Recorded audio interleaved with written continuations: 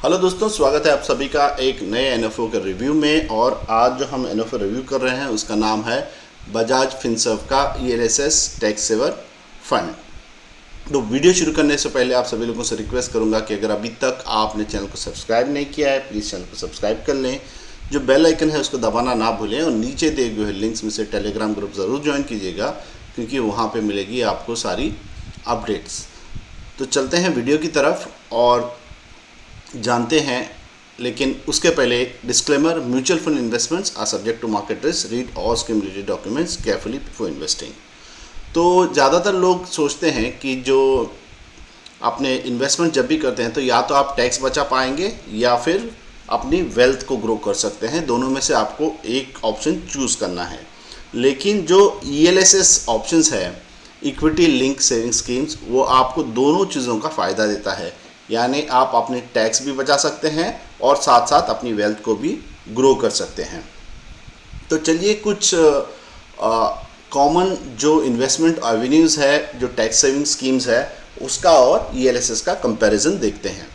तो ELSS provident fund और national saving certificates और टैक्स सेविंग एफडीज। तो रिटर्न्स की बात करें तो ईएलएसएस के रिटर्न्स मार्केट लिंक्ड है।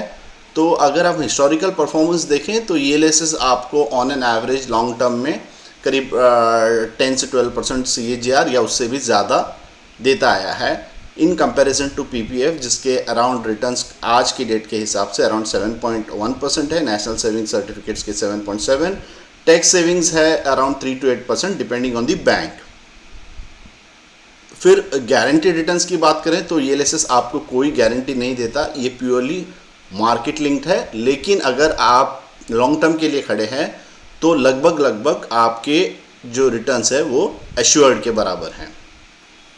पीपीएफ में आपको गारंटेड रिटर्न्स मिलते हैं, एनएससी में और बाकी तीनों इंस्ट्रूमेंट्स में आपको गारंटेड रिटर्न्स मिलते हैं, लेकिन जो आपके रिटर्न्स है वो कम होते हैं। और ज़्यादातर रिटर्न आप देखें तो ये इन्फ्लेशन जो है अराउंड 6%, उसको बीट भी नहीं कर पाते। लॉक इन पीरियड की बात करें तो सबसे कम लॉक इन पीरियड कोई टैक्स सेविंग इंस्ट्रूमेंट में है तो वो है ईएलएसएस, जिसका 3 साल लॉक इन है, पीपीएफ का 15 साल, एनएससी का 5 years और टैक्स सेविंग इंस्ट्रूमेंट एफडीज का 5 साल। टैक्स ऑन रिटर्न्स की बात करेंगे तो ईएलएसएस में आपको लॉन्ग टर्म कैपिटल गेन्स 12.5% देना रहेगा और इसमें भी अप टू 1.25 लाख रुपीज़ आपका टैक्स फ्री है। यानी आप सालाना समझो अराउंड 1.25 लैक्स अर्न कर रहे हैं तो उस पर आपको कोई टैक्स नहीं है।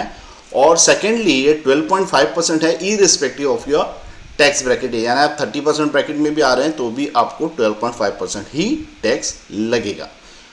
लेकिन पीपीएफ में आपको टैक्स ऑन रिटर्न्स नहीं है, एनएससी में टैक्सेबल है, टैक्स सेविंग्स एफडीज में टैक्सेबल ऑन मैच्योरिटी है। तो अगर आप ओवरऑल देखें तो हर जगह ELSS is a clear cut winner. Only thing is it is not assuring you कि आपको रिटर्न्स गारंटीड नहीं दे रहा है। लेकिन आप हिस्टोरिकल कोई भी ईएलएसएस स्कीम गूगल करके देखें तो इसने आपको अच्छे खासे और पॉजिटिव रिटर्न्स ही दिए हुए हैं। अगर आप हिस्टोरिकल पीपीएफ रेट की बात करें तो आप देख सकते हैं कि 1969 से करीब 1985 तक जो रेट ऑफ इंटरेस्ट थी वो धीरे धीरे इंक्रीज होती गई। जो पीक पे थी 1996 में करीब 12% के आसपास, वो स्टेबल रही करीब 2000 के पास, और फिर जो है घटते चली गई है। और 2024 में करंट जो पीपीएफ के रेट ऑफ इंटरेस्ट है वो 7.1 है।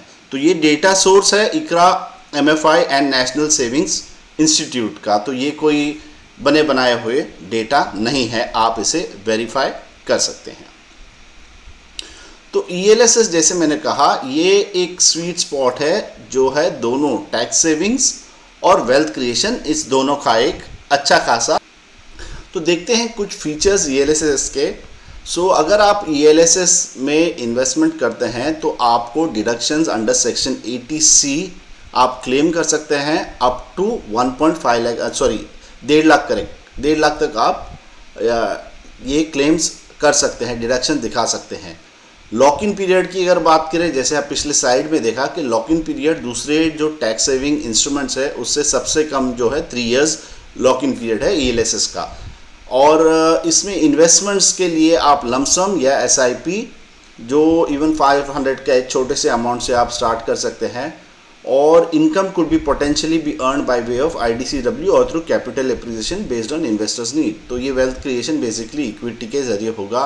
यहाँ पे एक नीचे एग्जांपल दिखाया गया है जो 30% ब्रैकेट में आने वाले इंस्ट्रूमेंट ये इंडिविजुअल का, जहाँ पे उनका समझो 12 लाख का अर्निंग्स है टोटल टैक्सेबल इनकम, और इन्वेस्टमेंट उनकी समझो 1.5 लाख है, तो अप टू यहाँ पे उनका टैक्स सेव्ड ऑन 1.5 लाख करीब 46,800 यहाँ पे है। लेकिन लॉकिंग पीरियड का एक आपने ध्यान रखना है कि लमसम के लिए 3 इयर्स है, और आपके एसआईपी के लिए हर सब्सिक्वेंट, यानी समझो आपका जैन 2024 में आपने इन्वेस्टमेंट किया है तो 2027 में आपका लॉक इन फ्री हो जाएगा। अगर आप 25 में कर रहे हैं तो 28 में फ्री हो जाएगा। तो इस तरह से ईएलएसएस का लॉक इन पीरियड चलता है। तो सबसे इम्पॉर्टेंट क्वेश्चंस है, स्पेशली जो बिगिनर्स है जिन्होंने इक्विटी ज़्यादा यूज़ नहीं किया है, इक्विटी ऑप्शंस डायरेक्ट या इनडायरेक्ट, कि क्या टैक्स सेविंग या इक्विटीज़ सेफ हैं। तो चलिए एक नज़र डालते हैं चार्ट के ऊपर। ये चार्ट जो है आपको डेटा दिखा रहा है फ्रॉम अगस्त 21 टिल अप्रैल 23। तो शॉर्ट टर्म में अगर निफ्टी 50 के वैल्यूज़ देखें तो आप Nifty 50 was range bound between this 16 से लेके यहाँ पे आप अगर देखें 1920 तक, तो ऊपर नीचे ऊपर नीचे ऊपर नीचे ऊपर नीचे ऊपर नीचे। तो ये जो चीज़ ऊपर नीचे होती है, इससे जो है बहुत सारे न्यू इन्वेस्टर्स डरते हैं। लेकिन अगर हम लॉन्ग टर्म की बात करें तो वही निफ्टी 50 का अगर आप चार्ट देखें तो ये रहा जनवरी 2000 से लेके 24 तक। सो फ्रॉम हियर ये धीरे धीरे ऊपर नीचे चलता ही जा रहा है, लेकिन धीरे धीरे करके आपका जो है ग्राफ ऊपर जाएगा। तो एक्सप्लेन करने के लिए सीधा दिखाया गया है कि ये वैल्यू ऊपर की तरफ चढ़ता जा रहा है। ये over a period of 24 years है। यहाँ पे भी आपको उतार चढ़ाव है, लेकिन ओवरऑल आप ग्रोथ की बात करें तो आपका ग्रोथ पॉजिटिव डायरेक्शन में ही जाएगा। तो शॉर्ट टर्म में आपको थोड़ी वोलेटिलिटी दिखेगी, लेकिन लॉन्ग टर्म में ऑलमोस्ट आपको ग्रोथ यहाँ पे दिखने वाली है। और इक्विटी जो ईएलएसएस स्कीम्स है वो ऑलमोस्ट पूरा इक्विटी में इन्वेस्टमेंट्स इसका होता है। तो क्यों ईएलएसएस? तो हमने ऑलरेडी इसके बेनिफिट्स देख चुके हैं। आपके जो टैक्स बेनिफिट्स देख लिए, टैक्स एफिशिएंसी देख लिए, SIP facility, long term wealth protection और 3 इयर्स लॉक इन पीरियड इसका। तो आइए अब बात करते हैं बजाज फिनसर्व के ईएलएसएस टैक्स सेवर फंड की। तो ये फंड किसके लिए है? सैलरीड इंडिविजुअल्स जो अपना टैक्स बचाना चाहते हैं, फर्स्ट टाइम इन्वेस्टर्स जो मार्केट की वोलेटिलिटी को टेस्ट करना चाह रहे हैं और अपने एक टैक्स सेविंग इंसेंटिव चाह रहे हैं, लॉन्ग टर्म इन्वेस्टर्स जो अपने लिए वेल्थ क्रिएशन कर रहे हैं। तो अगर आप देखें तो ये हर किसी किस्म के, even for businessman, everyone, this thing is quite suitable. तो अगर इस पर्टिकुलर एनएफओ की बात करें तो ये ओपन एंडेड स्कीम है जिसका लॉक इन पीरियड आपको 3 इयर्स रहेगा विथ टैक्स बेनिफिट्स, और इसमें आपको ग्रोथ और आईडीसीडब्ल्यू दोनों ऑप्शंस है। मिनिमम एप्लीकेशन अमाउंट इसका 500 है। एंट्री लेवल कुछ नहीं है, एग्जिट लोड नहीं है, और एग्जिट लोड नहीं है क्योंकि आप 3 साल के पहले तो यहाँ से एग्जिट नहीं कर सकते। इसके फंड मैनेजर्स है mister Nimesh Chandan and mister Saurabh Gupta equity portion के लिए, एंड मिस्टर सिद्धार्थ चौधरी जो है डेट पोर्शन के लिए। हालांकि डेट बहुत कम रहता है यहाँ पे। इसका बेंचमार्क जो है BSE 500 TRI है, और आपको SIP, SWP और STP तीनों ऑप्शंस अवेलेबल हैं। NFO की ओपन डेट है दिसंबर 24 और NFO की क्लोजर डेट है जनवरी 22, 2025। अगर हम रिस्कोमीटर की बात करें तो इक्विटी बेस्ड होने के वजह से आपकी जो स्कीम की जो रिस्कोमीटर और बेंचमार्क का रिस्कोमीटर दोनों आपको हाई रिस्क कैटेगरी में इस पर्टिकुलर फंड को दिखाएगा। तो अगर आप इस पर्टिकुलर फंड में इन्वेस्ट करना चाह रहे हैं तो आप स्क्रीन पे दिए गए नंबर पे या कोई भी हमारे सोशल मीडिया हैंडल या वेबसाइट के ज़रिए हमसे कांटेक्ट कर सकते हैं। और वीडियो को लाइक करें, चैनल को सब्सक्राइब करें और टेलीग्राम ग्रुप ज़रूर ज्वाइन कीजिएगा। मिलते हैं अगले रिव्यू में, तब तक के लिए अपना ख्याल रखें और हैप्पी इन्वेस्टिंग।